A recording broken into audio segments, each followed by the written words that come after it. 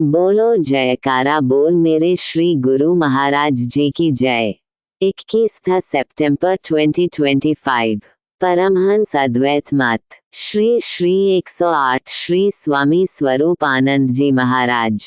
सौजन्य लेखक तथा प्रकाशक श्री परमहंस अद्वैत मत पब्लिकेशन सोसाइटी श्री आनंदपुर।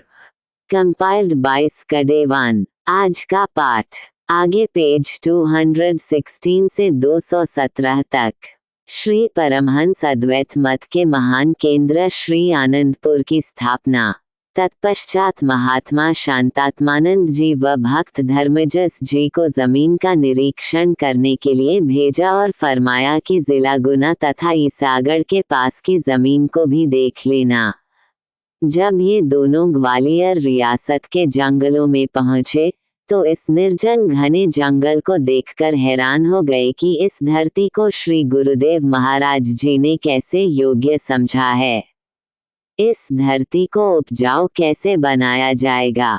इस कठोर तथा पथरीली भूमि को सरकार भी उपजाऊ बनाने में असमर्थ है।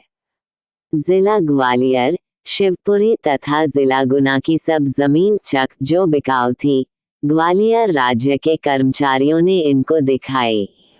कहीं पहाड़, कहीं पत्थर, कहीं घने वन तथा पानी के न होने का सब वृतांत श्री गुरुदेव महाराज जी के श्री चरणों में लिख दिया। वहां से कृपा पत्र आया कि सब जगह छोड़कर केवल ईसागढ़ के समीप का वन्य प्रदेश जहां आजकल श्री आनंदपुर है देखो। जब ये दोनों भक्त इस वन्य प्रदेश में पहुंचे तो ये स्थान उन्हें बिल्कुल पसंद न आया, क्योंकि यहाँ पानी की एक बूंद भी न थी।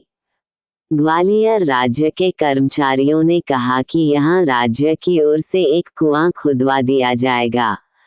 महात्मा शांतात्मानंद जी व भक्त धर्मजस जी ने श्री आनंदपुर की भूमि का भी सारा हाल श्री चरणों में लिखा कि यहाँ जंगल ही जंगल है, पथरीली और बंजर भूमि है, पानी भी नहीं है।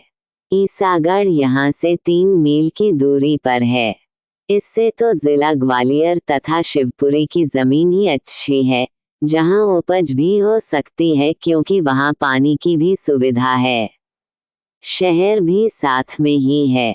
इनका पत्र श्री चरणों में पहुँचते ही वहाँ से कृपा पत्र आया कि ग्वालियर, शिवपुरी वाली जगह को छोड़कर केवल ईसागढ़ के समीप की जगह ही लेनी है।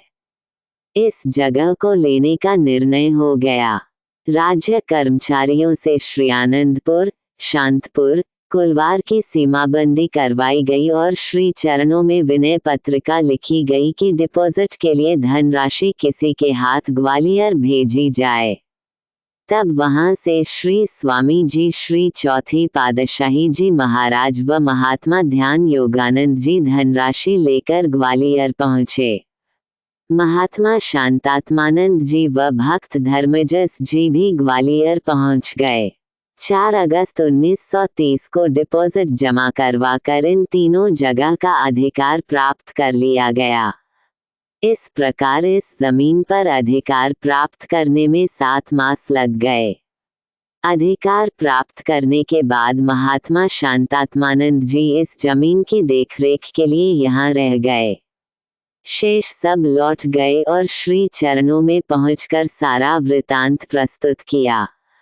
अगले पाठ में श्री परमहंस अद्वैत मत के महान केंद्र श्री आनंदपुर की स्थापना, पेज 217 से आगे।